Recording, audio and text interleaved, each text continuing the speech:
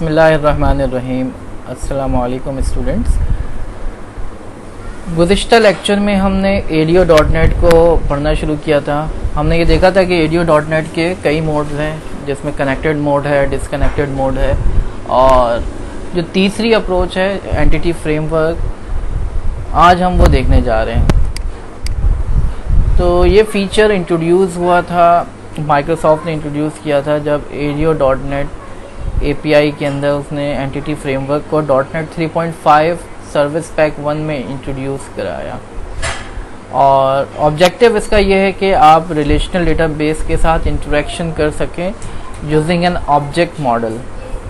तो it's an ORM framework, object relational mapping framework, जिसमें आप ऑब्जेक्ट्स के ऊपर मैनिपुलेशंस करते हैं और अंडरलाइंग जो है SQL क्वेरीज डेटाबेस पे एग्जीक्यूट हो रही होती हैं। तो फॉर एग्जांपल आपके पास डेटाबेस में जो टेबल्स हैं वो रोज़ एंड कॉलम्स की फॉर्म में है, but what you are doing कि आप जो इंटरेक्शन करेंगे वो ऑब्जेक्ट्स के ऊपर इंटरेक्शन करेंगे। आप ऑब्जेक्ट्स ऐड करेंगे तो डेटाबेस में रिकॉर्ड ऐड हो जाएगा, आप ऑब्जेक्ट को मॉडिफाई करेंगे डेटाबेस में रिकॉर्ड अपडेट हो जाएगा। और ये लिंक अवेयर होता है। लैंग्वेज इंटीग्रेटेड क्वेरिंग हम पढ़ चुके हैं। तो लिंक में अगर आप क्वेरी लिखते हैं तो अंडरलाइन जो है क्वेरी रिलेशनल डेटाबेस पे भी चल जाती है।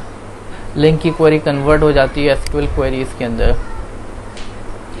सो ADO.NET जो है ये प्रोवाइड करता है आपको एक फैब्रिक, एक अपर लेयर प्रोवाइड करता है, जिसके थ्रू आप सेलेक्ट, इंसर्ट, अपडेट, डिलीट की कमांड्स रन कर सकते हैं डेटाबेस में in an object oriented fashion.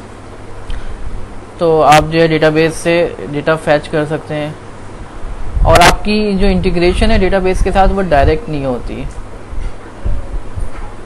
बल्कि आप ऑब्जेक्ट ओरिएंटेड फैशन में जो है क्वेरीज एग्जीक्यूट कर रहे होंगे। इट्स एन ORM फ्रेमवर्क, और बिहाइंड द सीन जो है SQL क्वेरीज चल रही हैं। तो अगर जो है आपका डेटा सोर्स चेंज भी हो जाता है, एक डेटाबेस से आप दूसरे डेटाबेस पे मूव करते हैं, तो इवन देन जो है आपके कोड में चेंज करने की ज़रूरत नहीं पड़ती।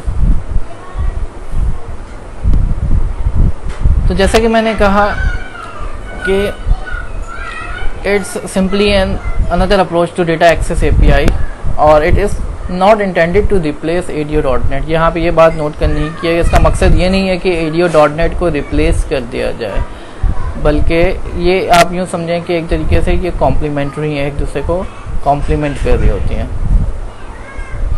सो they are entities are the conceptual model of a physical database. यहाँ पे जो फंडामेंटल कॉन्सेप्ट है एंटिटीज़ का है। जो एक डेटाबेस में टेबल होगा वो एंटिटीज़ की क्लास बन जाती है, और फॉर्मली स्पीकिंग हम उसको एंटिटी डेटा मॉडल कहते हैं, जो कि डेटाबेस में मैप होती है फिजिकल डेटाबेस पे, और उस पर आप मैनिपुलेशन करते हैं तो अंडरलाइंग डेटाबेस में मैनिपुलेशन हो रही होती हैं। तो जनाब चलते हैं, हम इसको प्रैक्टिकली करने की कोशिश करते हैं।